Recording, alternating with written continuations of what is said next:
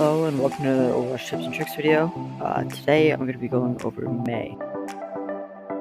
So Mei's entire playstyle is all about getting close to an enemy, getting a quick freeze, then hitting an icicle headshot or two to try and finish them off. So the freeze combo can do a grand total of 412.5 damage, so 82.5 damage to get a full freeze, 300 damage because you do have enough time to get 2 headshots, and then 30 as well for an extra melee on top. So therefore, if you freeze Sigma, for example, or Zarya, or anyone with less health, then you can kill them.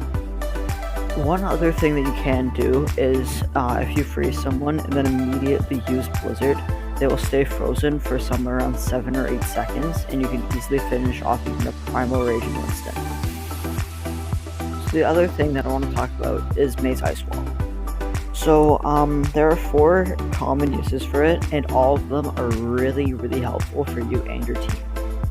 So the first common one is to just place it in front of a doorway, or protect your team from damage, kind of like a common shield from a Reinhardt or a Sigma. This could give you easy rotations or stop some damage incoming from their team. Second thing that you can do is called walling off someone.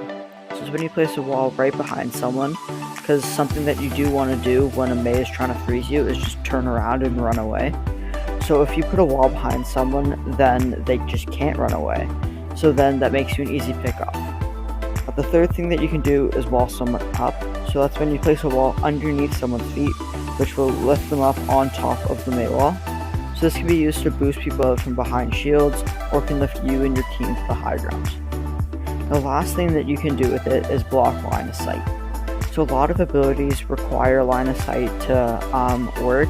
These include Immortality Field or Transcendence. So if you place a wall separating them from this ability, then the ability will take no effect. So like if someone's in the area of effect for Immortality Field, but you do put a wall separating them from the drone itself, then they won't have the immortality and you can easily get the kill. So you can also actually do this with Ice Block, but that's really hard to do. So Blizzard is a pretty easy ability to understand. You just want to put it in the middle of their team, and then you and your team can start laying in so much damage to the frozen opposition.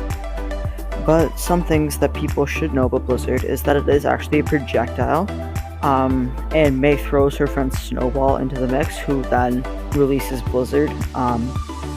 So you can stand with your team still and just aim up a little bit and throw it into the other team.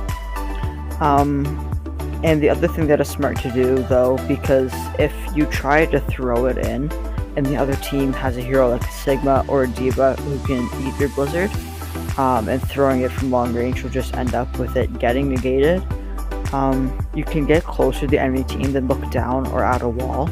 So a lot of people will place an ice wall and then throw their Blizzard straight into the wall so that it activates instantly. And then since you are frontlining, you ice block after that, so that throughout the couple of seconds while the other team is getting frozen, you can't take any damage, and then cancel once the other team is frozen and get some easy uncontested damage. So countering Mei is all about team play. So if you see the Mei try and go and freeze someone, even if it's not you, make sure to use defensive cooldowns to do something called peeling for them. So whether that's like defense matrix, or you're putting a shield there, or you're even getting out and body blocking some damage, you need to do this to make sure that the Mei can't get the icicles through. Or the other thing that you can do if you're on support is heal them, because a Mei headshot doesn't actually one-tap anybody but a Tracer or a Baby D.Va, but if they're low enough health, that can easily happen.